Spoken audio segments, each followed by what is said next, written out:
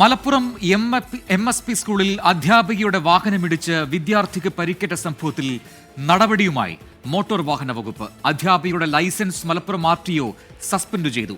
5 ദിവസത്തെ നിർബന്ധിത ഡ്രൈവിംഗ് പരിശീലനത്തിൽ പങ്കെടുക്കാനും അധ്യാപികയ്ക്ക് നിർദ്ദേശം നൽകി. ഇവിടെ ഞങ്ങളെ സ്കൂൾ കോമ്പൗണ്ടിൽ ഞങ്ങളെ ടീച്ചറിന്റെ വണ്ടി തട്ടിയാണ്ട് ഒരു കുട്ടിക്ക് ആക്സിഡന്റ് ആയി. നമ്മൾ ഫിലിമിലൊക്കെ കാണുന്ന രീതിയിലാണ് സംഭവിച്ചത്. തെറിച്ചാണ് പോയി ഓള്. അത്ര നല്ല ഇതിലൊക്കെ പറ്റിക്കണം. എന്നിട്ട് ഇവര് സഹകരണ ഹോസ്പിറ്റലിൽ കൊണ്ടുപോയപ്പോൾ ഇവര് പറഞ്ഞിട്ടില്ല മര്യാദക്ക് കാലുമക്ക് വണ്ടി ഇടിച്ചതാന്ന് പറഞ്ഞിട്ടില്ല, മതിൽ വീണെന്നാ പറഞ്ഞിട്ടുണ്ട്. വാഹനം ഓടിച്ച ബീഗം എന്ന അധ്യാപികയുടെ ഡ്രൈവിംഗ് ലൈസൻസ് ആണ് സസ്പെൻഡ് ചെയ്തത്. 3 മാസത്തേക്കാണ് സസ്പെൻഷൻ. കൂടാതെ എടപ്പാളിലെ IDTRൽ 5 ദിവസത്തെ നിർബന്ധിത ഡ്രൈവിംഗ് പരിശീലനത്തിനും അയച്ചു. ഈ മാസം 13-നാണ് സ്കൂൾ ഗ്രൗണ്ടിൽ വെച്ച് ബീഗം ഓടിച്ച വാഹനമിടിച്ച് 10ാം ക്ലാസ് വിദ്യാർത്ഥിനിക്ക് ഗുരുതരമായി പരിക്കേറ്റത്. വിഷയത്തിൽ നടപടി ആവശ്യപ്പെട്ട സഹപാഠികൾ ശക്തമായ സമരം നടത്തിയിരുന്നു.